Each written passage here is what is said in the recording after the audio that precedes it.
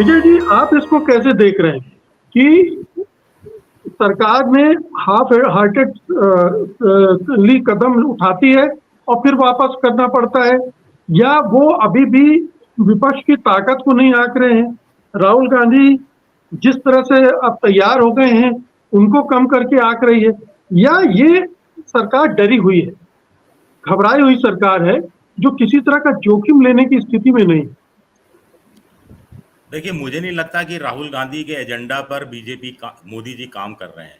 मुझे उल्टा लगता है, मुझे लगता है कि कुल मिलाकर मोदी जी राहुल गांधी को एजेंडा सेट करने का मौका दे रहे हैं। लूज बॉल फेंक रहे हैं, ऐसी लूज बॉल फेंक रहे हैं जिसमें राहुल गांधी चौका छक्का मार रहे हैं। राजनीति के लिए कहा जाता है कि भाई, हमारे यहाँ अशोक गहलोत के लिए कहा जाता है कि वो पॉलिटिकल दुश्मन की 7 चालें, अग्रिम 7 चालें सोचकर चाल चलते थे कि मैं ये चाल चलूंगा तो अपोजिशन वाला अगली 7 चालें क्या चल सकता है। ये चेस के लिए कहा जाता है, कॉस्परव हो चाहे विश्वनाथ आनंद हो।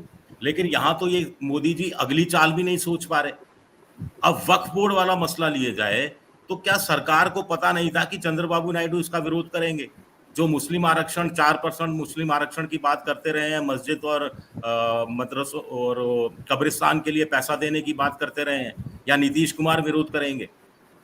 या लेटरल वाला जो, तो ये तो महान ब्लंडर था। क्या इनको जरा सा भी एहसास नहीं था कि हम ये लेटरल एंट्री वाली बात करेंगे? चुनाव का समय है, जातीय जनगणना का मसला काफी समय बाद थोड़ा सा नीचे गया था और राहुल गांधी को आपने हाथ में हथियार सौंप दिया। मनमोहन सिंह की सरकार थी तो यही हमारे मोदी जी कहा करते थे, क्या है, पॉलिसी पैरालिसिस की शिकार है सरकार। अब ये सरकार तो पॉलिसी पैरालिसिस की भी लगती है, पॉलिटिकल पैरालिसिस की भी लगती है। कुल मिलाकर जैसे मोटे तौर पर कहा जाता है नरेंद्र मोदी और अमित शाह के लिए कि योजना पहले लागू कर देते हैं, फिर सोचते हैं कि योजना सही थी या नहीं थी। यानी पैराशूट से कूद के उसके बाद दबाते हैं, पैराशूट लेकर कूद के फिर कि खुलेगा या नहीं खुलेगा। और दूसरी बड़ी बात है कि मुझे लगता है कि मोदी को आदत हो गई है हर योजना को चुनाव के पैमाने पर तोलने की, कि हमने ये योजना शुरू कर दी, नोटबंदी कर दी, चुनाव में हम पिटे नहीं, इसका मतलब हमारी योजना सही है।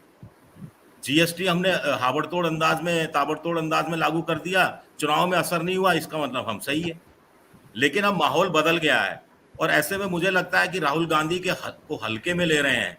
और हल्के में बात करूं तो मुझे लगता है कि कहीं राहुल गांधी ने अपना पॉलिटिकल एजेंट के रूप में मोदी को तो नहीं नियुक्त कर दिया, जो उनके प्रचार प्रसार का काम की जिम्मेदारी संभाले हुए हैं। हर एक एक मौका आप इतना नेता को देंगे, लीडर ऑफ अपोजिशन को, तो वो क्यों नहीं चौका मारेगा? तो मुझे लगता है कि आप खेलने दे रहे हैं।